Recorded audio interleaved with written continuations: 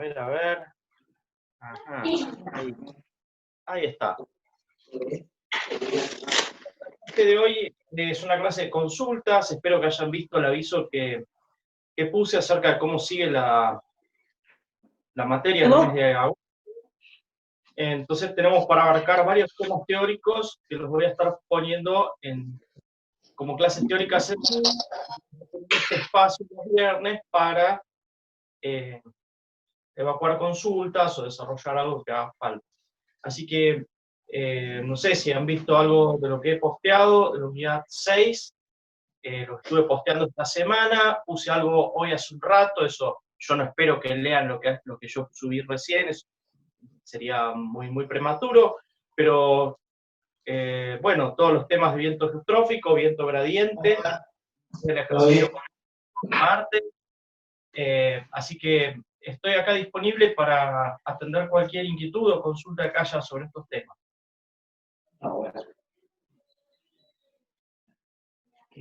¿Están lejos? No los compré para hacer las velas. Me parece que alguien tiene abierto el micrófono y está compartiendo con nosotros cuestiones hogareñas. ¿Puede ser?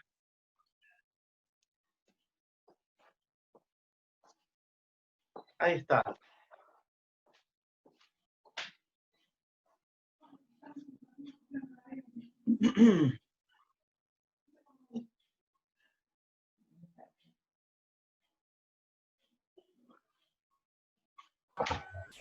Hola Pablo, buenas tardes, te habla Lucila.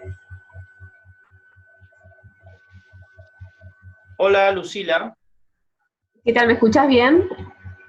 Perfectamente. Bueno, te hago una consulta, no me terminó de quedar muy claro el tema del viento gradiente, cómo se genera la disminución en el vector de Coriolis.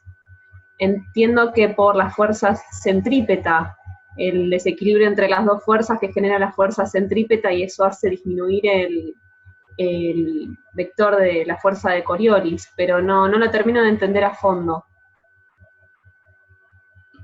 Sí.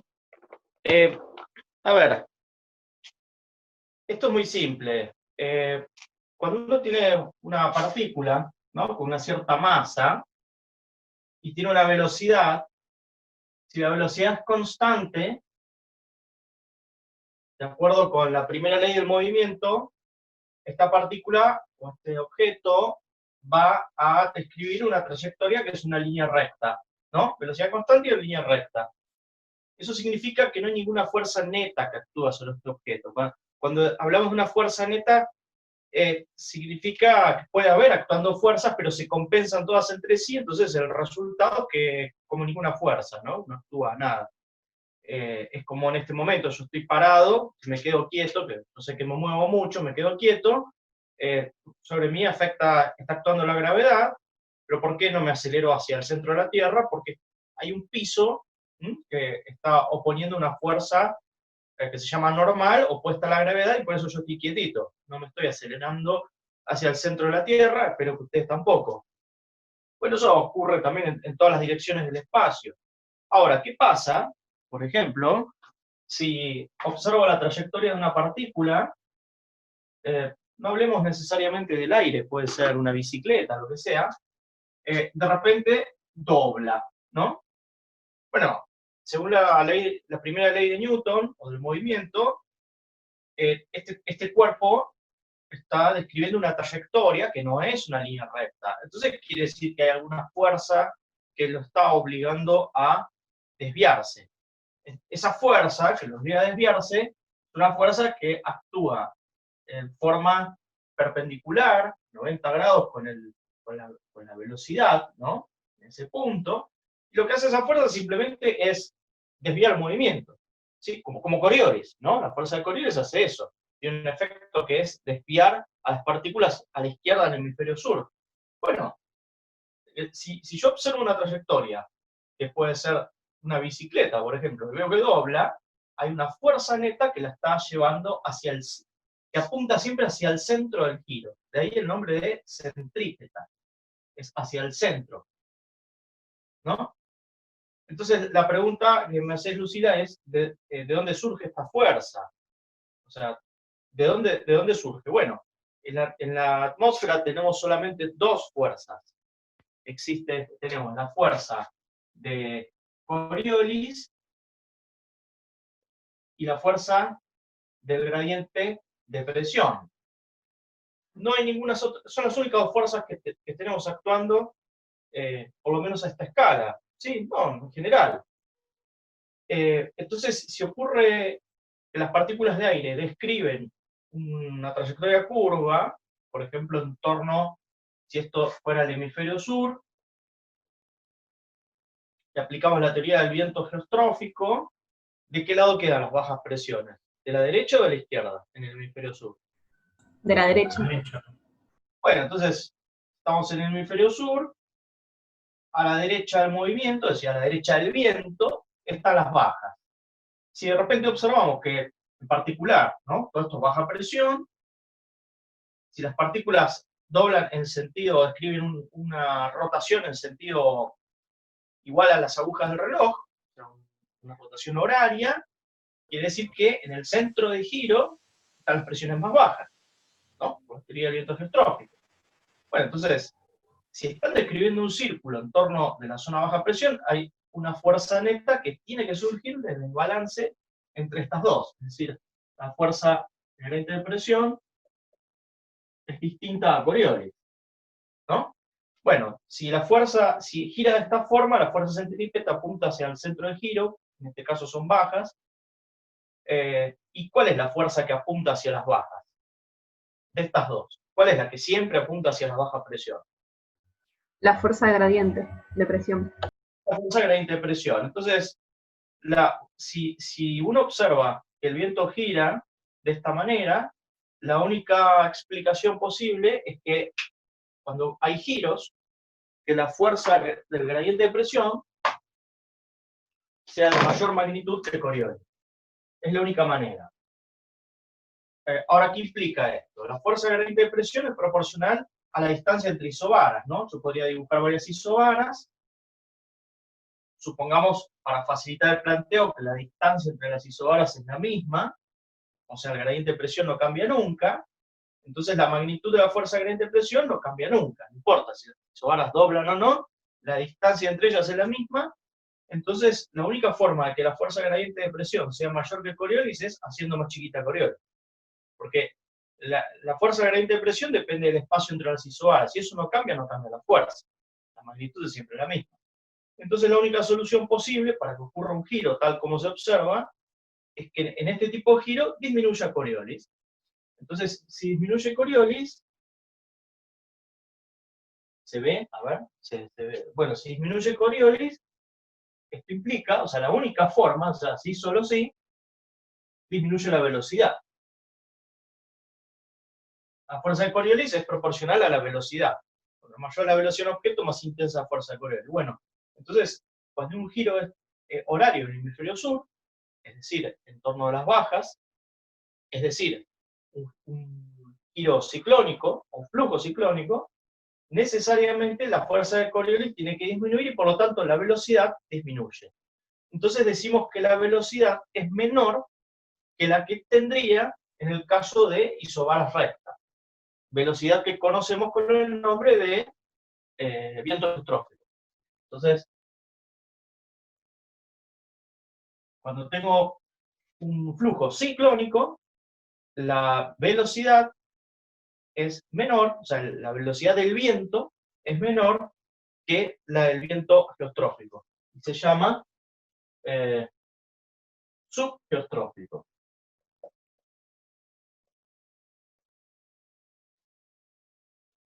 Si fuese por mí, no tendría ninguna necesidad de llamar a este viento viento gradiente.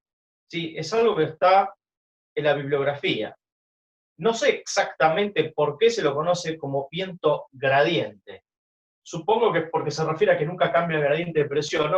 No sé. La cuestión es que yo me quedo con esta explicación y además le agrego, a este viento se lo denomina viento gradiente. No sé si respondió a tu pregunta. Tu pregunta era de dónde surge la fuerza centrípeta. No sé si con esto ayudé un poco a a explicar el origen de la fuerza centrípeta. Sí, sí, sí. Ahora, lo único que todavía me queda ahí medio en el aire es, Coriolis disminuyó entonces justamente porque cuando se da el giro ocurre esta fuerza centrípeta, digamos, como que aumenta la fuerza al unirse con la fuerza de gravedad, perdón, con la fuerza de gradiente de presión. Por eso es que disminuye Coriolis y por eso disminuye el viento. Partimos de la base de que la fuerza de gradiente de presión, su magnitud no cambia nunca. Claro, La la magnitud del gradiente no, sí. Esta distancia llamamos D, se mantiene constante. Esto es un planteo de pizarrón. En la práctica, no, yo no sé, les di creo una copia de Lorentz, cuando ponga cosas de la unidad de pronóstico voy a poner algunas cartas, pero en la práctica, la velocidad del viento está determinada básicamente por la fuerza gradiente, por el gradiente. ¿Sí? Yo estoy viendo una carta sinóptica de superficie y tengo, por ejemplo, un centro baja presión con un montón de isobaras muy juntitas.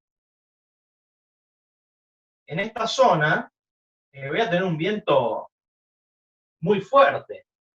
¿Sí? ¿Por qué? Porque hay un gradiente de presión muy grande. Es decir, cuando uno analiza una carta sinóptica, lo que uno observa para calcular el viento es la distancia que hay entre las isobaras. O si es una carta de altura, las isoipsas. En teoría, ¿qué pasa? ¿Para qué sirve esto que hicimos? Sirve para lo siguiente, y eso lo van a ver con Alpio en un problema muy interesante que él planteó. Si yo le digo a un estudiante o a un colega, ¿no? A ver, en este punto, en este ejemplo, cerca del centro del ciclón, calcule el viento geostrófico, le va a dar una magnitud, ¿no? Tantos metros por segundo, tantos nudos. Pero resulta que el viento que se observa, aún teniendo en cuenta el efecto de la fricción, es mucho menor que el gradiente, que el geostrófico.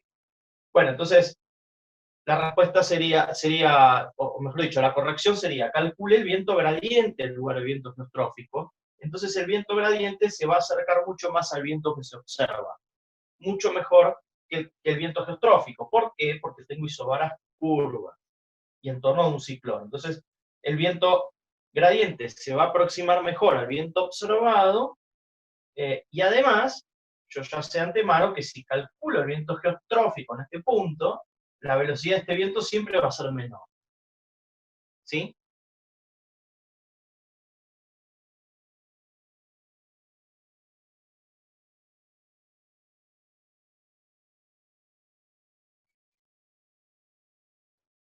Pablo, Pablo, no sé si se me escucha. Se escucha, pero no veo porque uso el teléfono, no sé quién habla. Acá, Juan Manuel. Yo tenía una consulta con respecto a la fuerza de Coriolis, si tiene alguna relación también el fluido del agua, según los hemisferios, que yo sé que para un lado, cuando se desagota una pileta, por ejemplo, gira hacia, creo que es en el sentido de las agujas del reloj, y en el hemisferio norte en sentido opuesto. Si es ese mismo proceso el que le pasa al aire cuando está girando. ¿Y qué pasa en el Ecuador?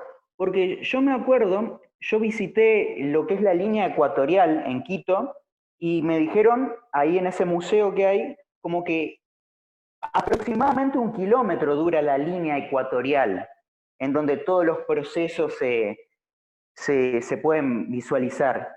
Y lo que hice fue ir, teóricamente el agua en ese lugar no tendría que girar. Fui, abrí una canilla y el agua giraba. O sea, murió todo tipo de relato que me han dicho. ¿Qué pasa en ese caso y si lo que pasa en el aire es exactamente lo que le pasa al agua? Gracias.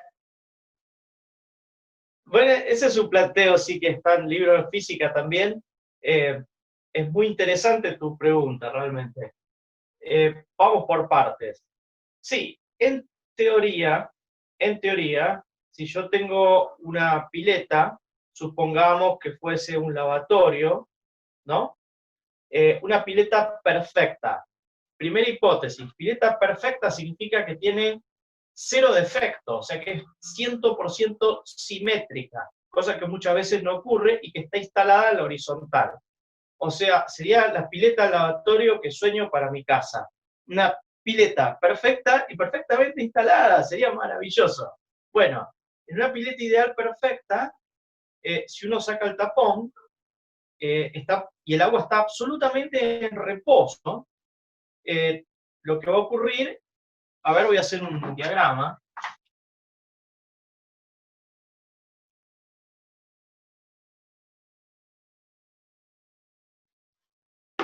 Vamos a hacer una vista aérea de la pileta, la voy a hacer circular, para simplificar, ¿sí?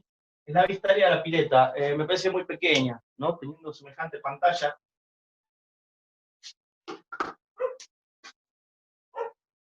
Vamos a suponer que es un lavatorio circular. A mí personalmente no me gustan los circulares, pero no importa, para el ejemplo viene bien. Y acá tenemos la grifería, para que se entienda que es la pileta, ¿no? Con la canilla. Bueno, aquí estaría, ¿cómo es que se llama esto? El desagote. Desagote, sí, donde se va el agua. Si nosotros tenemos una pileta entonces perfecta, llena de agua, si sacamos el tapón, lo que va a ocurrir es que va a haber un mínimo de presión en el fondo y va a aparecer una fuerza gradiente de presión que va a estar actuando sobre todas las partículas hacia el centro, ¿no? Bueno, efectivamente, si uno tiene en cuenta la fuerza de Coriolis, debería haber un desvío muy, muy leve hacia la izquierda, ¿no? De estas partículas. A ver, entonces es así. No quiero equivocarme. Entonces, el remolino tendría que ser de esta forma, en el hemisferio sur, por supuesto, ¿no? Por eso desvío a la izquierda. Entonces, en teoría, si tenemos en cuenta la fuerza de Coriolis, sí debería formarse un remolino en sentido horario, ¿sí? En respuesta a Coriolis. Quiero creer que mientras digo esto, más de uno a una está abriendo la canilla de su lavatorio.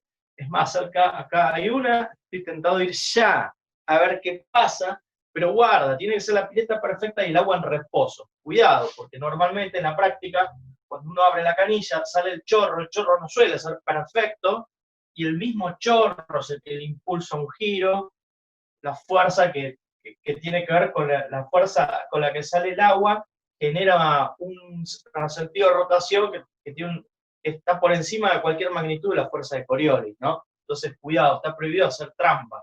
Hay que llenar la pileta, dejarla un rato largo y saber que el agua está en reposo y sacar el tapón, y habría que sacarlo de una forma tal. ¿Qué pasa? Si es una pileta y uno mete la mano, cuando mete la mano genera turbulencia, saca el tapón y quizás esa turbulencia ya le impone un giro al agua. ¿Sí? Muy interesante el planteo. Sí, si fuera la pileta perfecta, sacando el tapón con un mecanismo de abajo para no interferir el equilibrio del agua, debería girar siempre en sentido horario en el hemisferio sur y en el sentido antihorario en el hemisferio norte. Eso dice la teoría. ¿Qué pasa? Bueno, y lo mismo pasa, como ustedes ven, con los ciclones, ¿sí? Lo que pasa es que hay una cuestión, una diferencia muy importante en cuanto a la magnitud de la fuerza. Esta fuerza de gradiente de presión que impulsa a desplazar las partículas de agua desde la periferia de la pileta hacia el centro y el fondo, tiene una magnitud en este caso que es mayor, mucho mayor que la fuerza de Coriolis. Por eso, si bien uno puede ver un remolino, el movimiento dominante es hacia el centro. En cuestión de segundos o minutos, depende del volumen de agua, se acabó todo porque el agua se fue por el ducto. Entonces, ¿por qué? Porque la fuerza de presión, en este ejemplo, fuerza gradiente de presión, es por lo menos un orden de magnitud mayor que la fuerza de Coriolis. Eso es lo que está pasando. Por eso cualquier perturbación con la mano haciendo turbulencia, el chorro, genera una fuerza mucho mayor que la fuerza de Coriolis. Entonces la fuerza de Coriolis es tan chiquitita que tiene que estar todo un estado de reposo para que aparezca. ¿Sí? No sé si se entiende lo que estoy diciendo. En la atmósfera, si yo tengo un ciclón en la escala sinóptica, eso es algo que recién puse hoy en los apuntes, para que vean la semana que viene, se los recomiendo. Cuando yo estoy hablando de ciclones y anticiclones que afectan a porciones de continentes, estamos hablando de extensiones de cientos a miles de kilómetros, las fuerzas de presión, la fuerza de gradiente de presión, que calculo a partir de una carta de superficie con isobaras, tiene una magnitud que es exactamente la misma que la fuerza de Coriolis. ¿Sí? Entonces, ahí ocurre un equilibrio, que en la pileta no puede ocurrir nunca. En la pileta no puede ocurrir ese equilibrio porque la fuerza involucrada en el cambio de presión es mucho mayor que el efecto de la rotación de la Tierra. ¿Sí? Pero a escala de anticiclones y ciclones, la fuerza de presión es exactamente comparable con la fuerza de Coriolis debido a la rotación del planeta. Por eso es que existe el denominado equilibrio geostrófico. Acá no se puede dar nunca el equilibrio geostrófico. Podríamos llegar a tener un equilibrio geostrófico en una pileta que tenga el desagote, sea, no sé, quizás como un clavito, una cosa tan chiquitita que empiece a desagotar muy lentamente y la fuerza de presión sea mínima, y ahí podría llegar a tener un giro, ¿no? Daría para hacer experimento. No en mi casa, pero podría hacerlo cualquiera si alguien quiere en su casa. Un tapón pinchado, quizás, vaya a saber. Pero en la atmósfera se da el equilibrio de fuerzas, que en este caso no. Y la otra cuestión era qué pasa en el Ecuador. Bueno, en el Ecuador hay dos formas de responder esto. La más fácil, como profesor, sería decir, miren la fórmula de Coriolis. La fórmula de Coriolis, ¿no? La fuerza de Coriolis, dijimos que era, el módulo de fuerza de Coriolis era F por B, ¿no es cierto? Y F es el parámetro de Coriolis, es igual a 2 veces omega, que es la velocidad de rotación del planeta, por el seno de phi, donde phi es la latitud. Entonces, la respuesta más sencilla, que me ahorra todo tipo de planteos, es decir, ¿cuánto vale la latitud en el Ecuador? Pregunto. ¿Cuánto vale phi en el Ecuador? 0. Cero. Es trivial, bueno, pero es para saber si están conectados, nada más. Bueno, entonces en el Ecuador, seno de 0, 0, F vale 0. Esta sería la respuesta, profesor Ciruela. Miren, la fórmula vale 0, punto, se acabó. La otra respuesta que puedo dar, que es más Ciruela todavía, pero es no sé si vieron un video que grabé con una pelota de fútbol, que tenía el logo de YPF porque era la única que tenía, pero era una pelota que representaba el planeta. Si yo observo la rotación del planeta desde un punto situado sobre el polo norte, es como una plataforma que gira en un sentido, y si lo miro desde el polo sur, es una plataforma que gira desde el opuesto. Ahora, si yo estoy en el Ecuador, no percibo ninguna plataforma, ¿no? Si yo estoy viendo la rotación del planeta desde el Ecuador, veo que gira el planeta, pero no se parece a ninguna plataforma. Entonces, en el Ecuador, el efecto de la plataforma es imperceptible, o sea, que no ocurre ninguna fuerza que me esté desviando, ni para la derecha ni para la izquierda. Imagínense un avión que va volando siempre sobre la línea, va circunvalando el planeta siempre sobre el plano ecuatorial, ¿no? Va volando a una cierta altura por encima del Ecuador y a la vuelta al mundo. Ese avión nunca, jamás le va a actuar, va a ser afectado por la fuerza de Coriolis. sea, es como que todo lo que está justo en el ecuador no se entera que la Tierra está rotando, por decirlo de alguna forma. ¿Dónde se empieza a sentir el efecto? Bueno, eso es algo asintótico. Ahora sí, si vamos a la expresión, ¿dónde f deja de ser 0? Bueno, técnicamente, desde el punto de vista matemático, cualquier punto fuera del paralelo 0, o sea, fuera del ecuador, hace que el seno de 0 no sea igual a 0.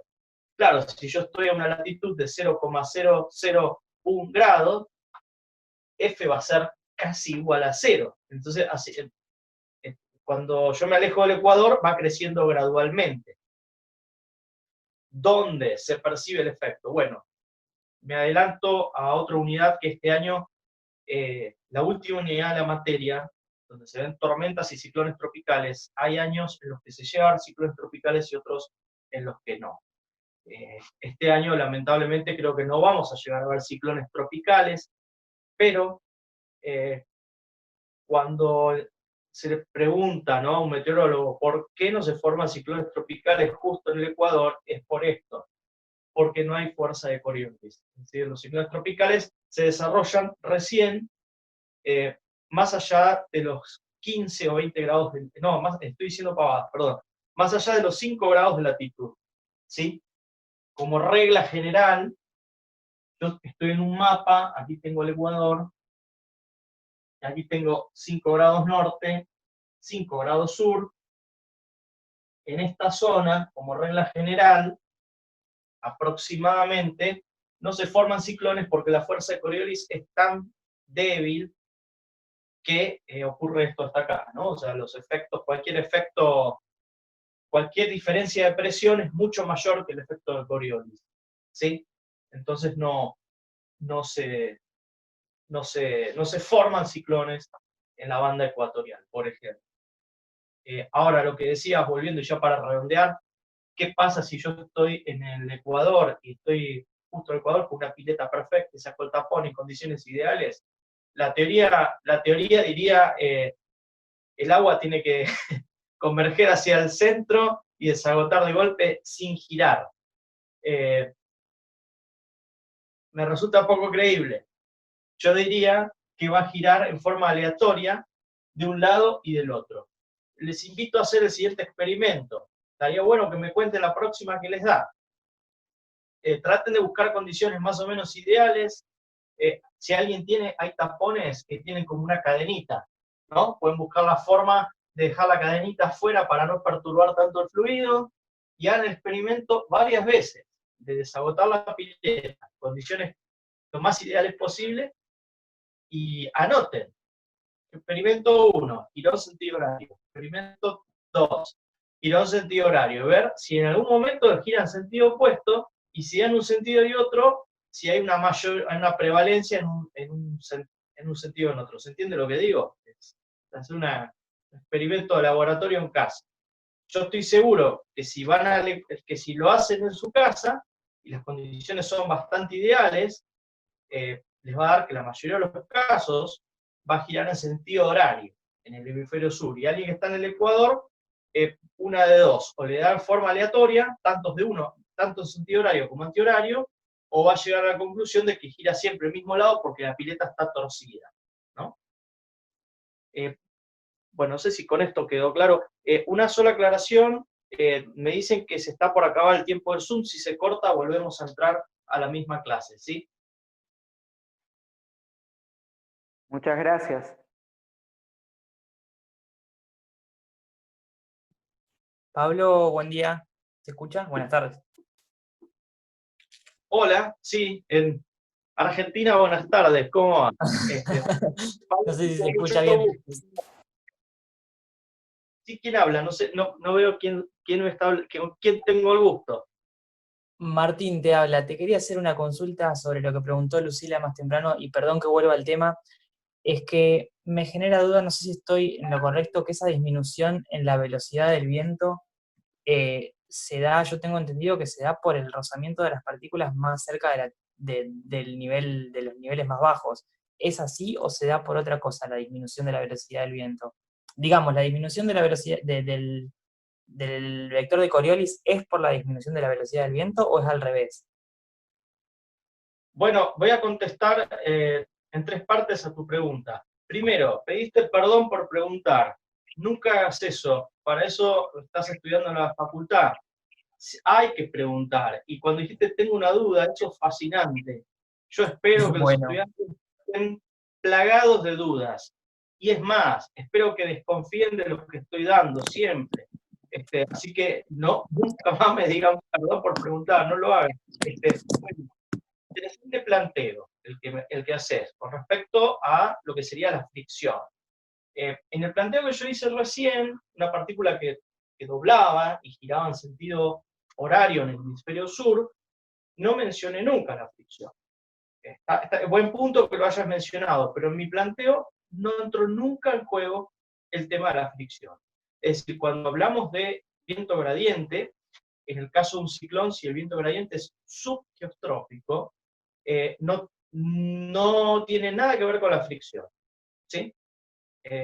La fricción, eso lo puse bueno, en un apunte hace poquito, la fricción actúa únicamente cerca de la superficie y tiene, a ver, pregunto en general, fuera de lo que es meteorología, si yo les digo que tengo una fuerza de fricción, ¿cuál es el efecto neto de una fuerza de fricción?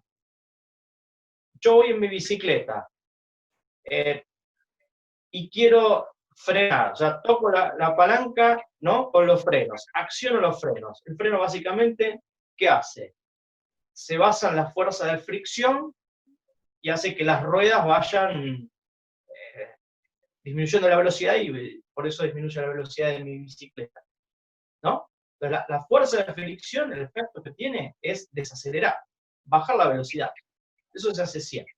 En el caso del giro ciclónico, no tiene nada que ver la fuerza de fricción. Es decir, yo puedo plantear un flujo ciclónico en niveles altos o cerca de superficie. ¿Sí? El viento gradiente tiene la característica de soplar siempre paralelo a las isobaras, o sea, fluye siempre paralelo a las isobaras. Es decir, si las isobaras están curvas, el viento gradiente siempre va a soplar en forma curva siguiendo la curvatura de las isobaras. Si yo tengo en cuenta la fricción,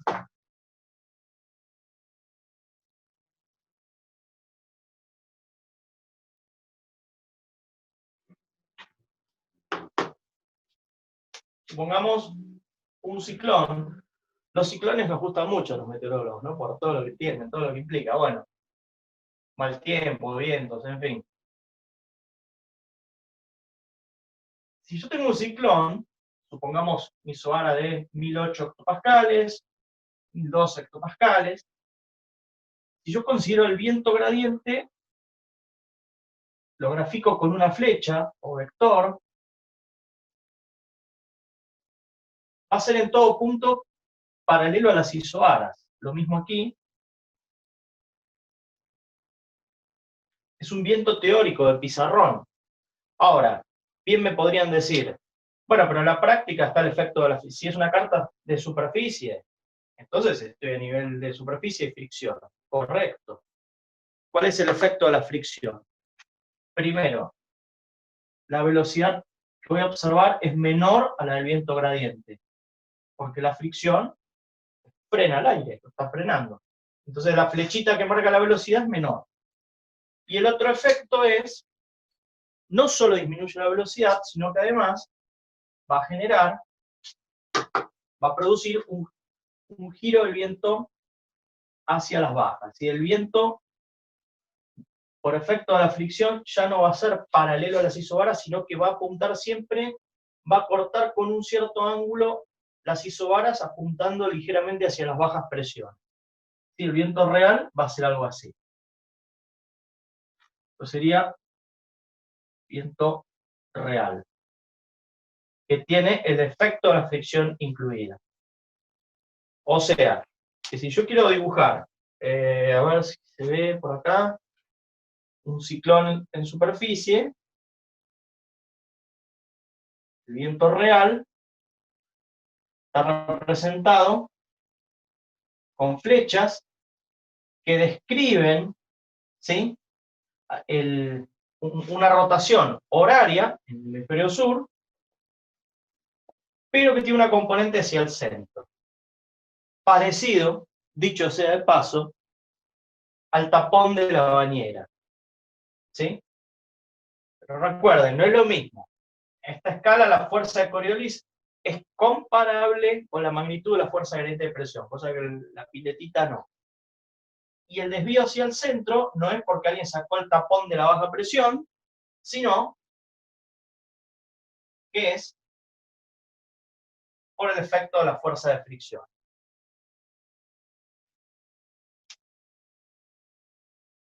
Ese efecto, yo no sé si alguien vio el apunte, o no quiero sobrepasarme en la respuesta a la pregunta, pero en el apunte, en uno de los apuntes que subí estos días, explico por qué el viento se desvía hacia las bajas por efecto de la fricción. ¿Sí? No sé si interesa que lo vuelva a explicar ahora o quedó claro. Entonces, Pablo, en mi caso, esa cuestión de la fricción quedó clara, pero no me termina de quedar claro cómo es que sin intervenir la fricción se sucede una baja en el vector de fuerza de Coriolis, en el viento gradiente. Bueno, podríamos interpretarlo de otra manera. Es un hecho, podemos decir que es un hecho observacional, que si estamos en altura, es decir, fuera del efecto de la fricción, el viento siempre corre paralelo a las isobaras. Si las isobaras se curvan, el flujo de aire también se curva, ¿no? Entonces, la única forma de que eso ocurra es que sea afectado el viento o las partículas de aire por una fuerza centrípeta. Y la única forma de que actúe una fuerza centrípeta hacia el centro de la baja es disminuyendo el efecto Coriolis. Si el efecto Coriolis no disminuye, seguiría todo en línea recta, ¿no?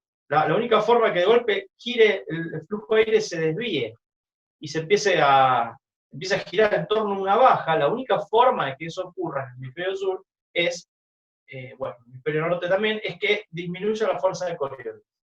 Entonces gana en magnitud la fuerza de presión, que siempre apunta hacia la baja, y entonces dobla. Y la única forma de reducir la fuerza de Coriolis es, bueno, hay dos formas, o sea, es o disminuyendo la velocidad o cambiando de latitud. Nosotros, para simplificar el problema, hacemos de cuenta que estamos siempre en la misma latitud, ¿no? O sea, es una baja que cuando yo me muevo en torno a la baja, giro alrededor de una baja, estoy considerando más o menos que estoy en la misma latitud. Estrictamente hablando, habría un ligero cambio de latitud, pero no lo tenemos en cuenta, lo despreciamos. Entonces, la única forma de disminuir el efecto Coriolis es reduciendo la velocidad de las partículas que están afectadas por el Coriolis.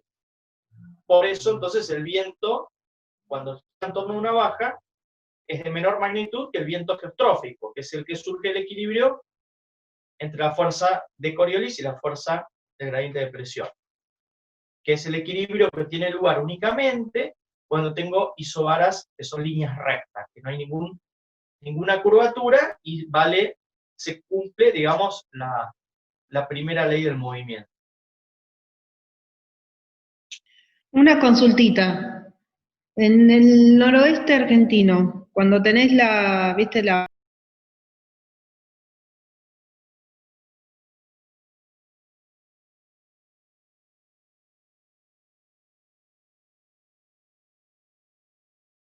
¿Viste cuando se forma la baja térmica? Que va más hacia el sur y tenés una alta presión, la cordillera afecta a la presión y a la baja térmica. Pero para qué se hace, sé cómo se hace, no sé para qué. ¿Tenés consulta?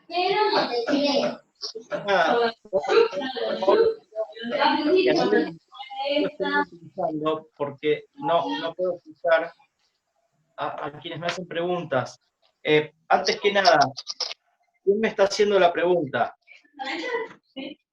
Lorena. ¿Con quién tengo el placer? Lorena. Perdón. Por favor, apaguen los micrófonos quienes no lo estén escuchando, porque me cuesta escuchar. Lorena. Sí, yo te decía que, viste, tenés, en el noroeste argentino tenés a veces una alta presión y la baja térmica. Ponele, en verano cuando baja un poquito más la baja térmica y se junta con la alta presión, tenés como un gradiente mayor en lo que es la cordillera, pero no tenés tanto viento, a pesar de que Bueno, tenés poco gradiente. primer punto. El resto de las personas, el resto de los estudiantes que están atendiendo, ¿saben qué es la baja térmica?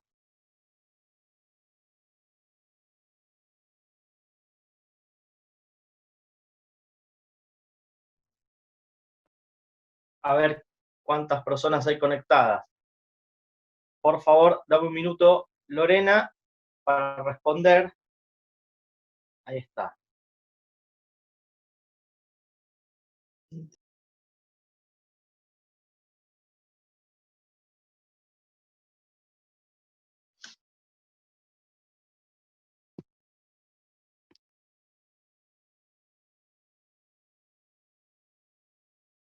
Bien. Bueno, Lorena, estás haciendo referencia a una baja térmica. Es un centro baja presión que se suele formar en el noroeste de Argentina, en el norte de Argentina, en realidad durante el verano, ¿sí?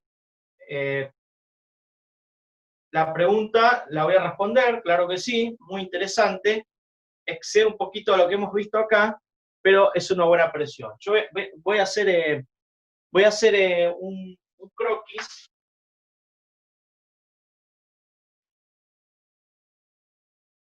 para tratar de compartir entre todos la consulta que me hacéis, Lorena. Si yo tengo el continente, el extremo sur del continente sudamericano, representado con un triángulo, aquí está el océano Atlántico, aquí el Pacífico, y vamos a suponer que estamos en el noroeste de Argentina.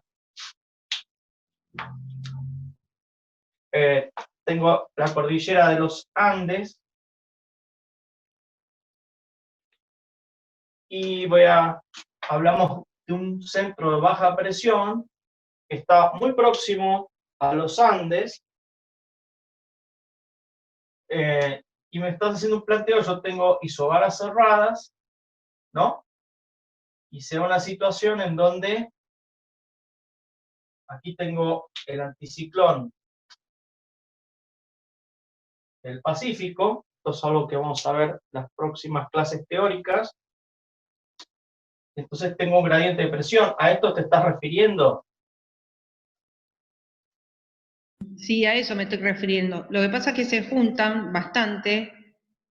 Está bien que es la parte más alta de la cordillera y no hay tanto viento. Depende a veces cuando está el sonda, digamos, pero si no, igual no hay tanto viento, por más que en superficie tengas las isobaras tan juntitas, digamos, que tengas mayor gradiente.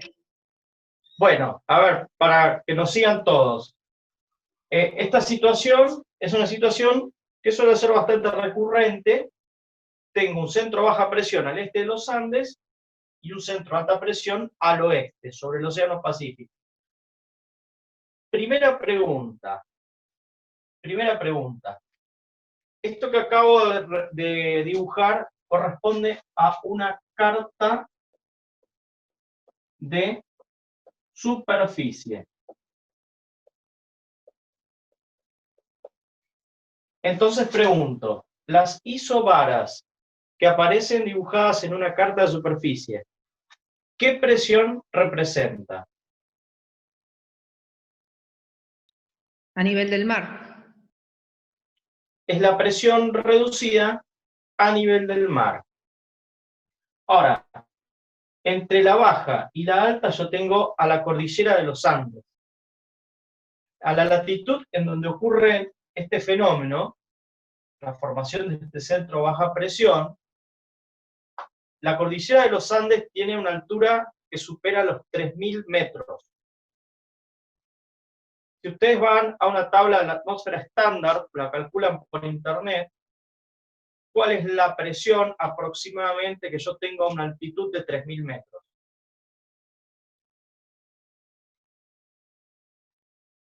Bueno, les doy la respuesta, después lo buscan. Estamos hablando del orden de 750 hectopascales. Entonces, cuando en una carta de superficie yo tengo montañas cuya altura está a 3.000 metros, yo puedo dibujar todas las isobaras que quiera, pero en este caso también puedo perfectamente calcular el viento gradiente. Yo podría darles un ejercicio que sea calcular el viento gradiente en la carta de superficie en este punto ubicado sobre la cordillera. Bueno, perfecto. Pueden hacer el cálculo y de hecho es muy posible que les dé como resultado un viento muy intenso.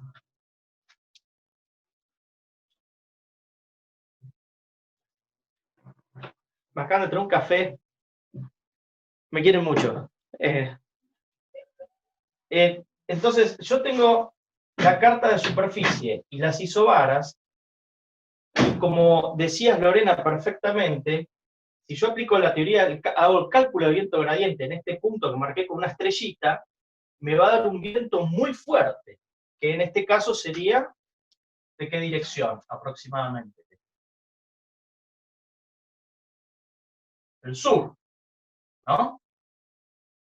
Presento con un vector el viento gradiente, me va a dar un viento del sur bastante fuerte sobre los Andes. La cuestión es que este viento gradiente lo calculé con isobaras reducidas a nivel del mar, y en la realidad la superficie está a 3.000 metros.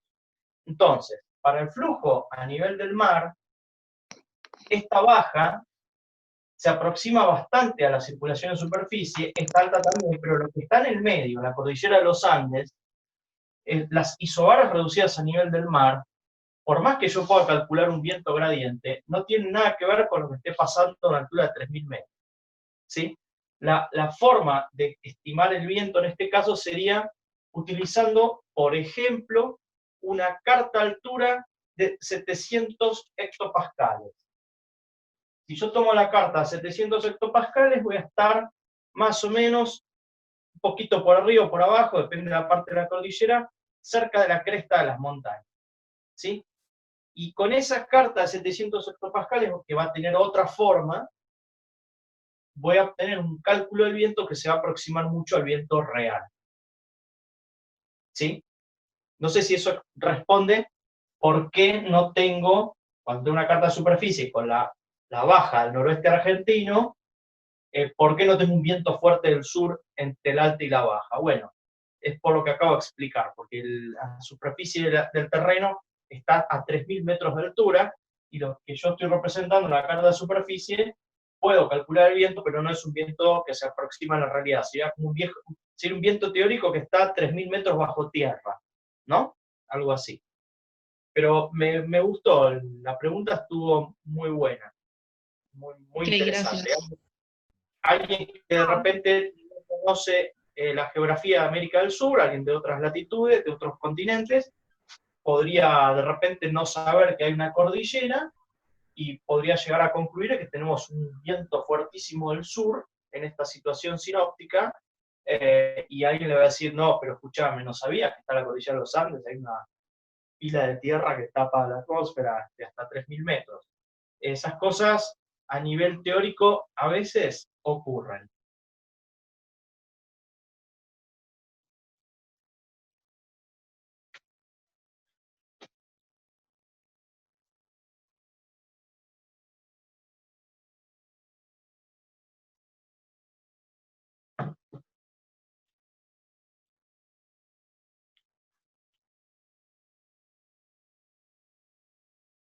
Estoy para atender consultas, si es que hay más consultas.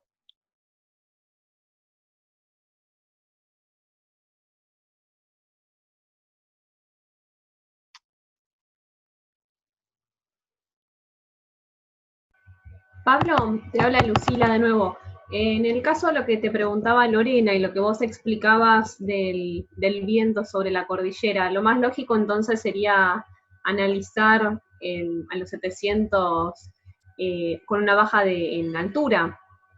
En vez de hacer una relación con una baja en superficie, lo más lógico sería usar una baja en altura para considerar un viento gradiente aproximadamente en esos 700. Bueno, a ver, todo depende en dónde quiero yo aproximar el viento. Si mi objetivo, o mejor dicho, mi interés es estimar el viento en la región montañosa de los Andes, sí, la respuesta sería utilice una carta de 700 hectopascales. Ahora, si mi interés es estimar el viento al este de los Andes, la respuesta sería no, utilice una carta de superficie. Se va a aproximar mejor. Entonces, todo depende en qué altitud yo me mueva. O sea, claro, perfecto. Sí, yo preguntaba en el ejemplo este que vos dabas sobre la cadena montañosa, en altura sobre los 3.000 metros. Bueno, por eso, si yo quiero estimar a partir de una carta sinóptica, a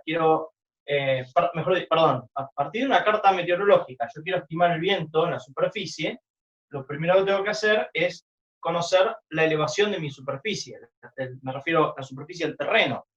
Si yo estoy a menos de 1.000 metros sobre el nivel medio del mar, la carta de superficie, con presión reducida a nivel del mar, va a ser una buena aproximación. Si yo me encuentro en una estación meteorológica que está a 2.800 metros de altitud, ¿no? El terreno, la elevación del terreno, 1.800 metros, no va a ser una buena aproximación la carta de superficie. Voy a tener que buscar una carta de altura isobárica cuyas alturas se aproximen a la altura que yo busco. Una forma de solucionar ese problema es si yo tengo la presión de superficie en la estación. Estoy en la montaña y la presión, mi barómetro me dice que la presión es de 780 hectopascales. Bueno, podría tomar la carta de altura isobárica 700 hectopascales y se va a aproximar mucho mejor ese flujo representado por esa carta que el de superficie. Claro que sí. ¿Se entiende? Entonces, para la estimación de la cordillera va a ser mejor la carta de altura, pero para la estimación, quién sabe, en General Pico, en Santa Rosa, va a ser mejor la carta de superficie.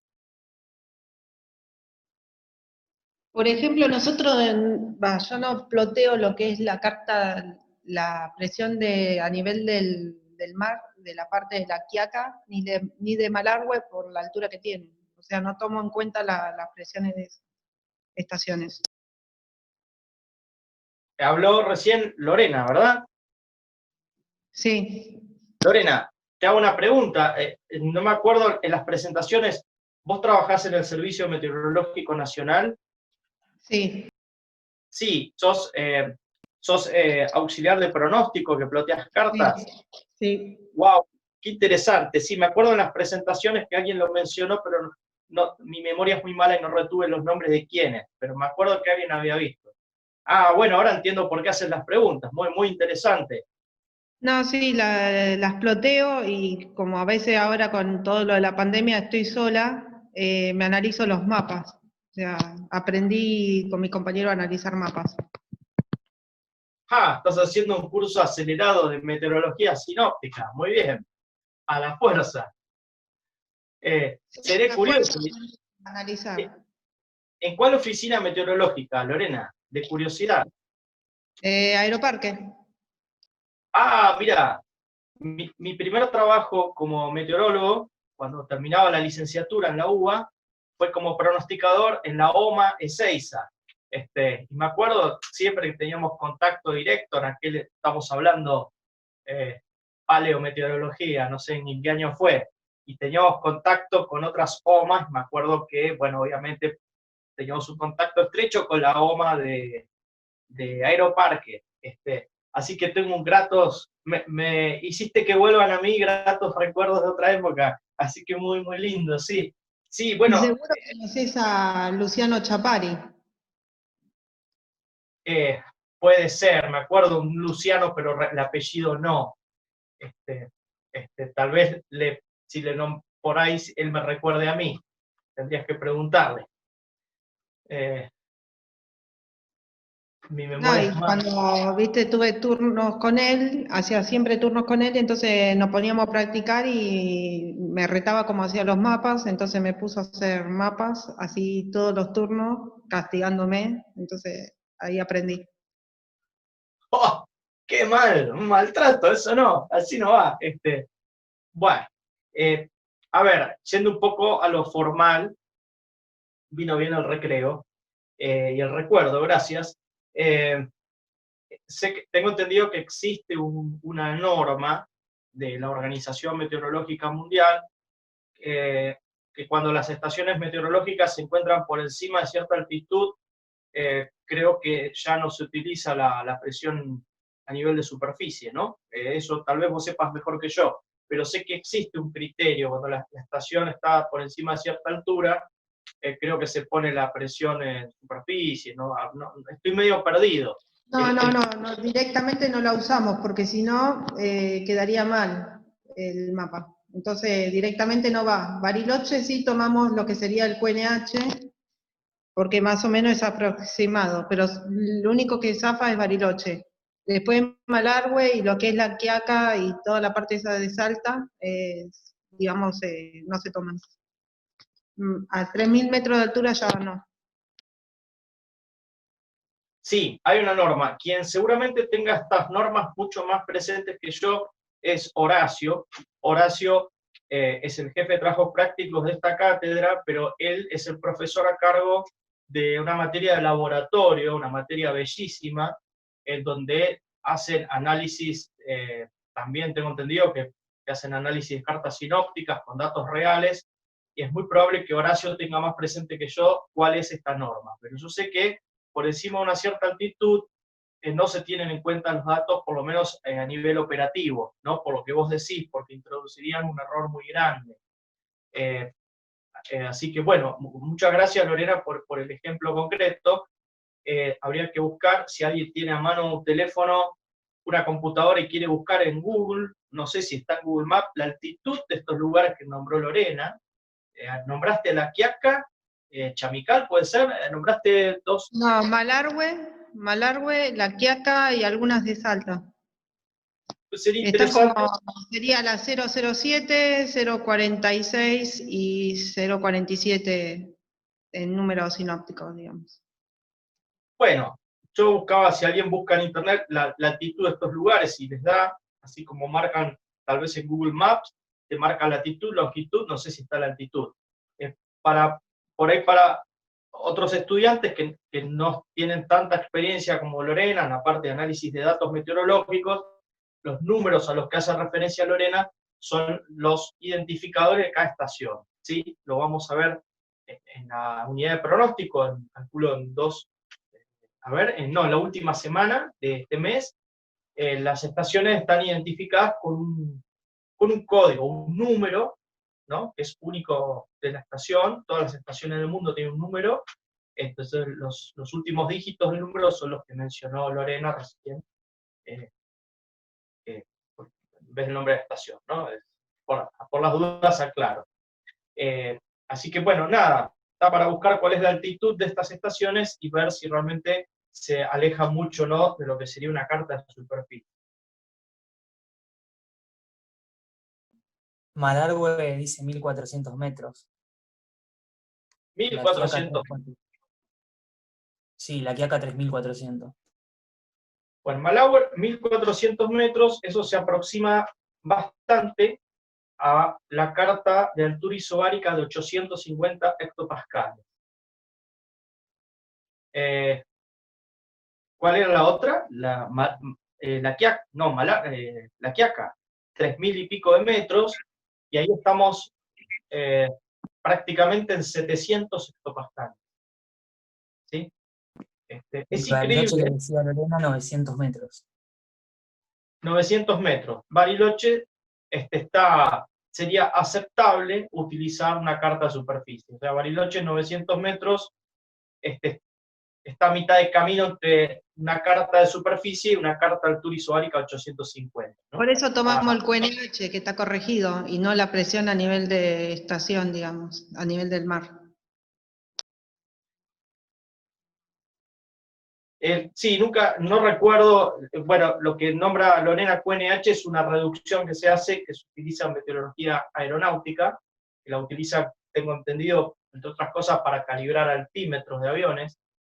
No recuerdo exactamente cuál es la diferencia en las fórmulas que utiliza el servicio meteorológico para reducir a nivel del mar y usar QNH. Sé que no es exactamente lo mismo, pero en muchos casos se parece bastante. De hecho, miren, para distender les cuento alguna anécdota para que vean los años que tiene su profesor. Cuando yo era estudiante, ya había hecho meteorología general, la materia introductoria. Me acuerdo que no tenía internet, recién empezaba internet, yo en mi casa no tenía internet, y tenía una radio de onda corta, y transmitían en todas las horas, a la hora en punto, había una transmisión de una radio, creo que era el servicio meteorológico de la Fuerza Aérea, que transmitían pronósticos de aviación y los datos de las estaciones. Entonces yo tomaba un mapa que me había hecho previamente y marcaba las distintas estaciones meteorológicas. Entonces en una libreta anotaba, ¿no? Escuchaba un operador de radio que decía Bariloche y daba en código aeronáutico la información meteorológica, un mensaje llamado METAR. Entonces me armaba mis propias cartas, hacía un ploteo con las cartas, con esos datos, y me armaba mis propias cartas sinópticas de superficie. Piensen que no tenía acceso a internet. Ahora uno hace clic y baja los mapitas hechos, baja los datos, y era fascinante estar me acuerdo en casa, a veces cuando había tormenta, la interferencia con una onda corta, tenía que improvisar una antena, van a decir, este profesor viene de la época de, no sé, aviso por las dudas, yo no lo conocí ni a Viernes ni a Rosby, tanto no, pero eran épocas muy interesantes y aprendí muchísimo, ¿no? Porque era ver los datos, cómo plotear y estas cuestiones que dice Lorena. Actualmente... ¿Conociste la Teletipo? Entonces. ¿Cómo? ¿A quién? ¿Sí conociste la Teletipo? Yo no la usé, pero sí, cuando yo trabajé en la oficina meteorológica ya no la usaban más. En la central de pronóstico tenían una todavía. Me acuerdo muy bien. Otro día aparte cuento por qué me acuerdo bien. Se usaba para ciertas bromas ese aparato, pero no importa, no es para contar.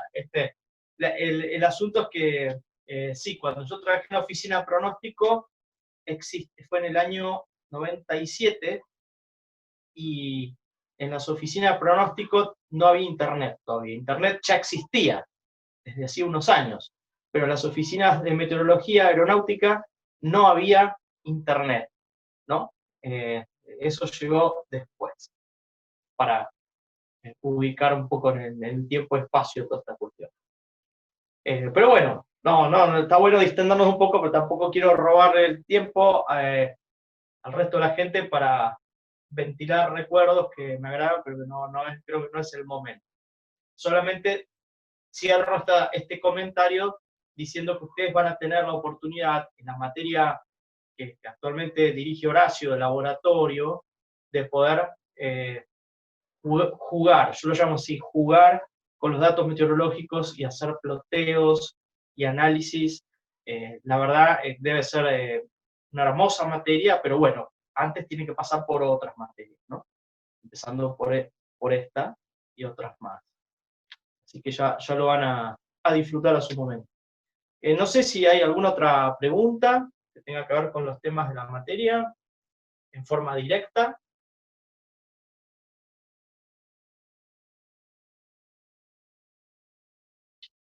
Bueno, si no hay más consultas, gracias a todos, gracias Lorena por llevarme a estos hermosos recuerdos. No hay problema. Otra preguntita, pero del examen. ¿Te puedo hacer una consulta nomás? ¿A cuál examen te estás refiriendo? Al parcialito. Bueno, atiendo las preguntas. O sea, yo no... Es una consultita que me quedó, viste, lo escribí en el comentario, pero no sé si me lo van a tomar, pero bueno, te lo digo. ¿Viste el viento geostrófico? ¿Viste el viento geostrófico? Yo no tomé en la latitud, digamos que cuando lo pasé, me olvidé de ponerle el menos, y la fórmula tiene un menos, o sea, obvié el menos, igual en uno de los apuntes que hiciste está así como todo positivo, digamos, no tiene ningún signo la fórmula. Lo que pasa es que después yo en el comentario aclaré de que al ser latitud sur iba al menos y se cancelaba, pero lo escribí en el comentario nomás, porque lo obvié. No sé si Bueno, está mal. eso voy a aclarar una cosa. Normalmente los parciales los toma el jefe de trabajos prácticos, es decir, en la materia yo vi los parciales, o sea, vi el enunciado, supervisé cómo estaba hecho el examen, pero yo no intervengo en la corrección. O sea, el responsable de la corrección es el jefe de trabajos prácticos de la cátedra, que es Horacio. Entonces, sería oportuno hacerle a él el comentario, ¿sí? Si está aclarado en el examen, creo que eso es suficiente, pero llegado el caso, eso tendrías que hablarlo directamente con Horacio, ¿sí? Hay un sistema en Moodle donde se le puede enviar un mensaje directamente al docente. Sí, sí. Yo te sugeriría, Lorena, que utilices ese recurso de Moodle y le escribas un mensaje a Horacio explicándole esto mismo que me acabas de decir, ¿sí? Yo Sería lo lo más hice por el comentario, hice la entrega y abajo de la entrega lo aclaré en los comentarios. Bueno, igual, si querés Lo estar que más pasa es que en tranquila, el apunte la fórmula estaba sin el menos, entonces me quedó eso y después cuando lo terminé dije, uy, era latitud sur y me olvidé de ponerlo, entonces lo anoté en el comentario. claro, lo que suele pasar muchas veces en las cátedras es que a veces el jefe de trabajos prácticos, cuando repasa los temas teóricos, de repente da una fórmula que difiere de la teoría, ¿sí? Es algo que hay que tratar de evitar, pero que suele pasar todo el tiempo. Yo fui jefe de trabajos prácticos durante muchos años en otra materia de meteorología de la facultad, y a veces suelen ocurrir esos deslices en los que de repente uno utiliza una fórmula que de repente considera más práctica para trabajar a la hora de resolver ejercicios, y surgen problemas como estos que vos planteás. Uno dice, pero el profesor de la teoría de otra fórmula, donde el signo era distinto. Bueno, en estos casos, insisto, si te deja más tranquila, envíale un mensaje personal a Horacio, explicándole esto mismo que acabas de explicar acá por Zoom, ¿sí? Ok, listo, gracias.